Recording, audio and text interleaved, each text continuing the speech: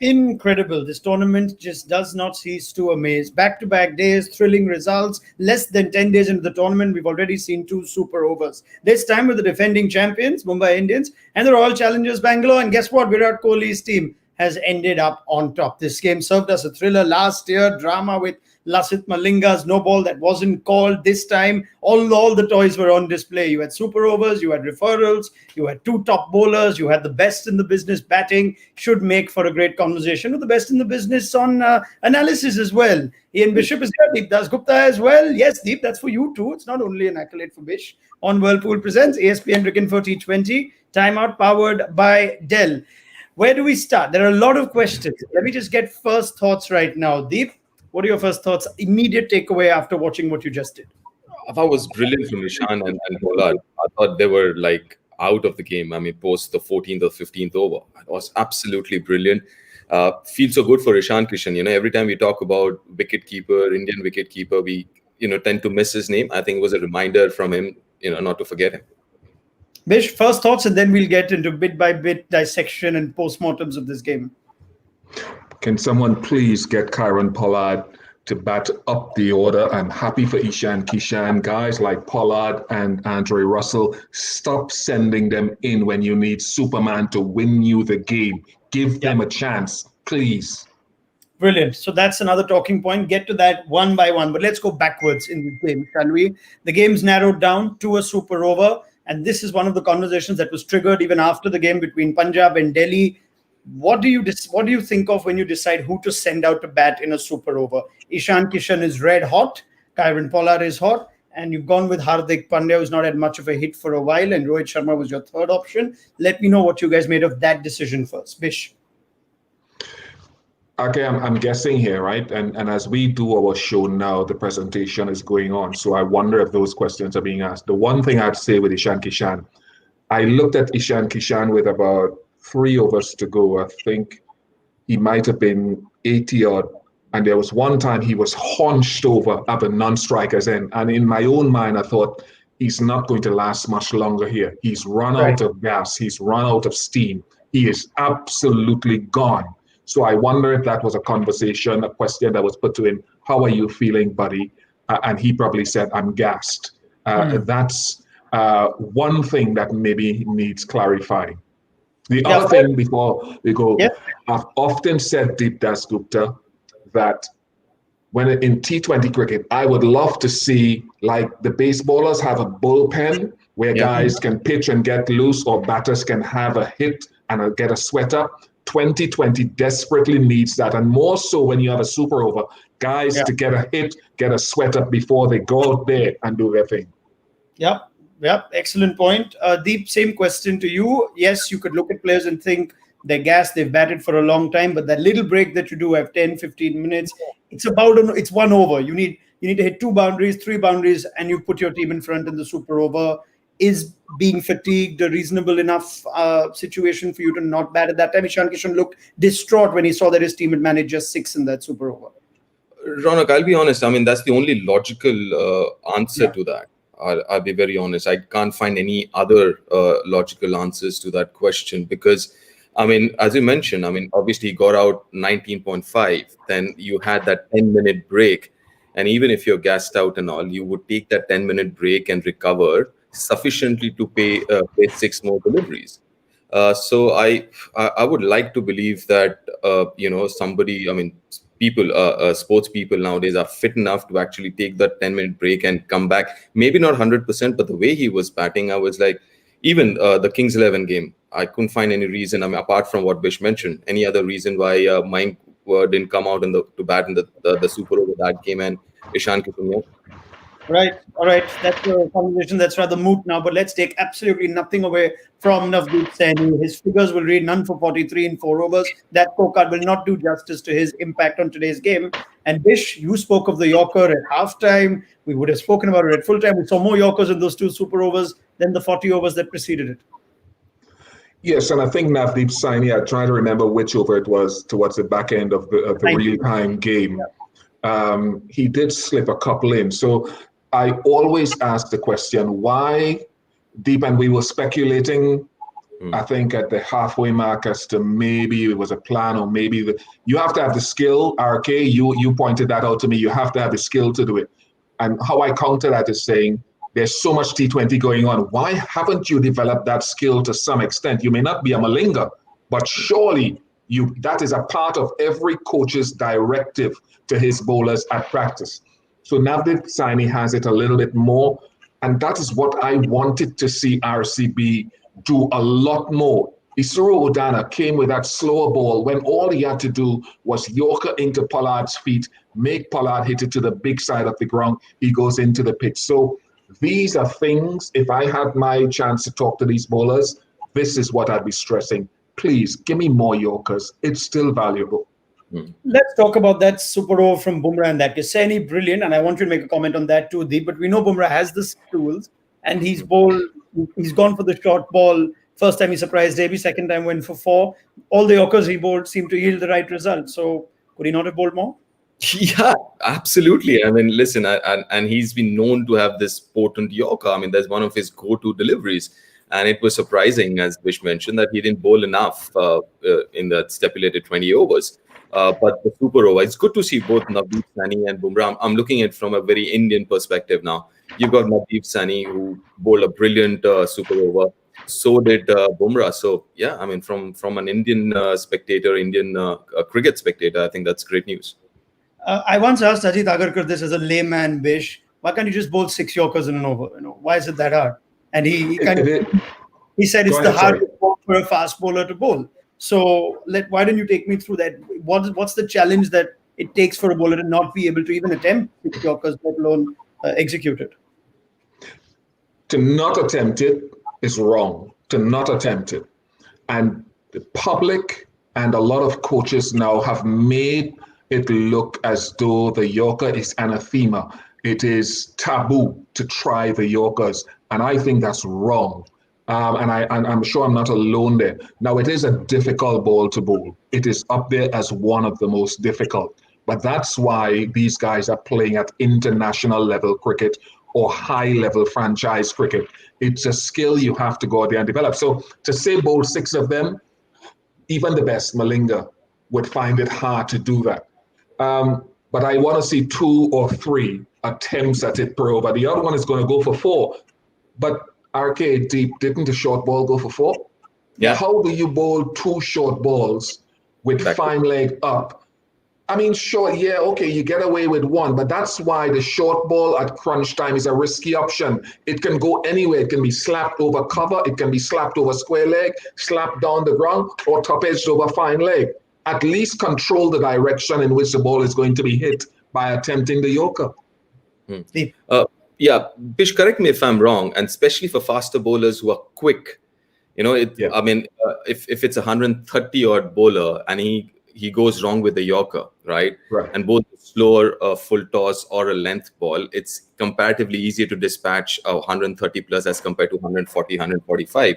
So both someone like Navdeep Saini and Bumrah, they have the pace. So even a low full toss would be comparatively difficult to get under for a batsman, right? I mean, especially for a faster bowlers, people who can bowl over 140 plus should, I guess, try to attempt more Yorkers is what I feel.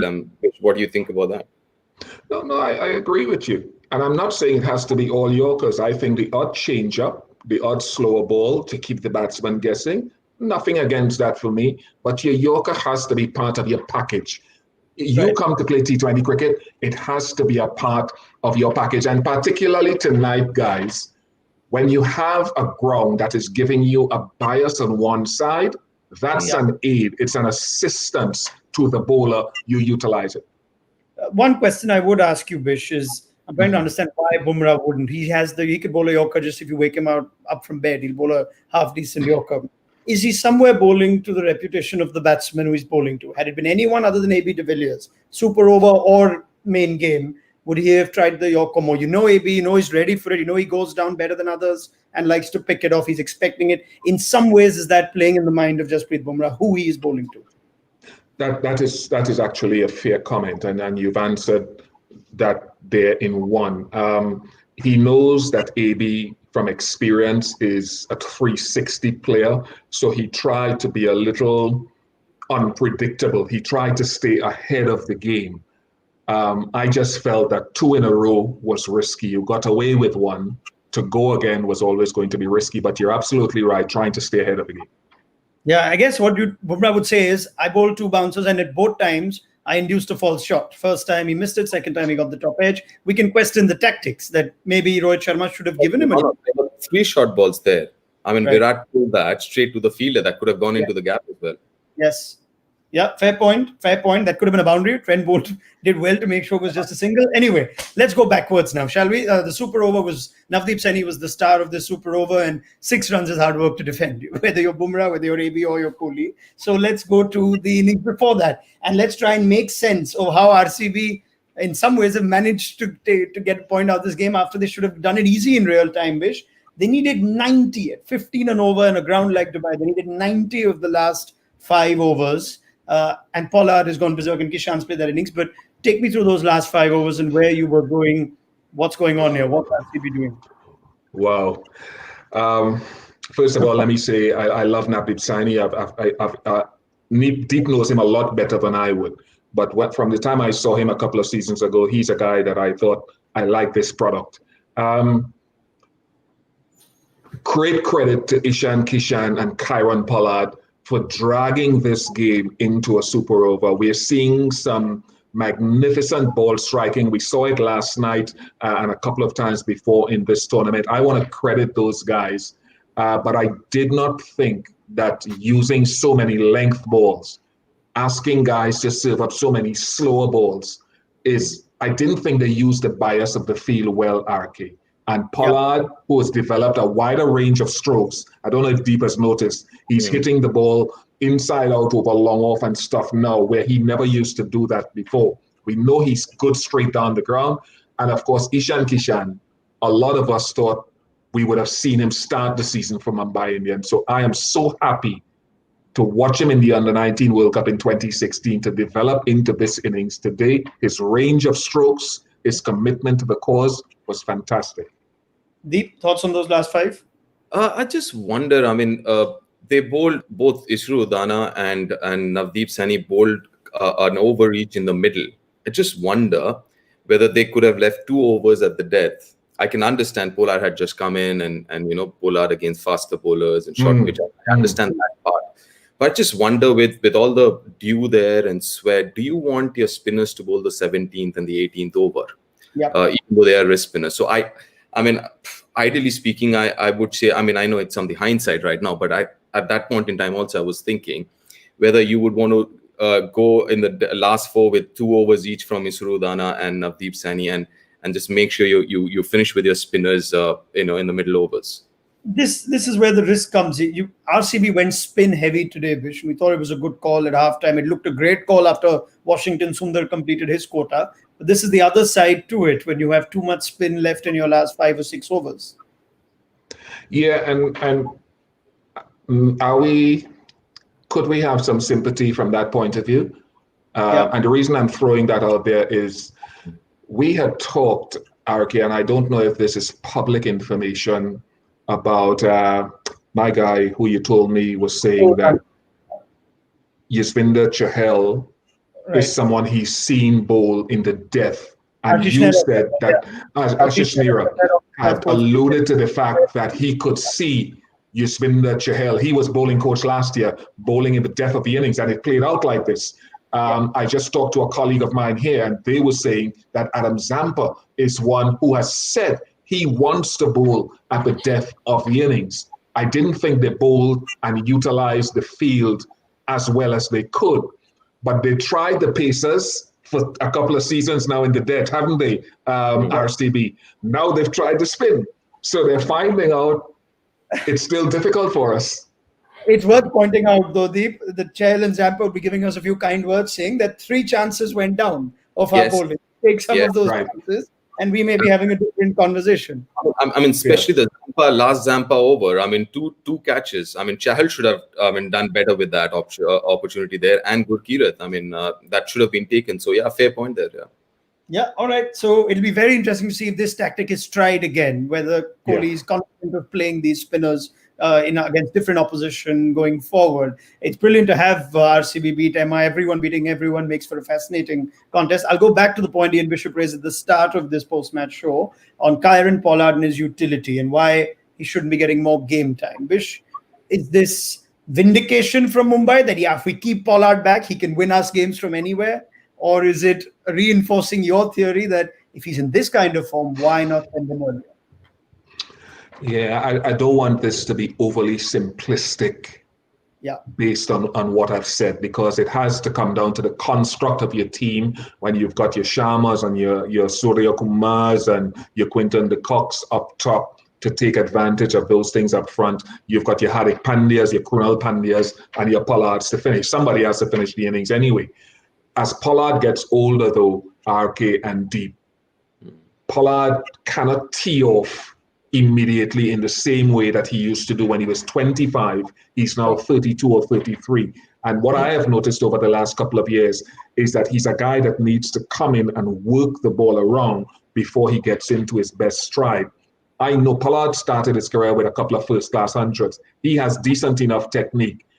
Imagine Pollard bats at, let's say, 5 overs and bats for 15 overs. How many runs will he have? We will never know if he can do it because we don't give him the chance to develop. We don't give guys like that the chance. I think there's so much benefit to it.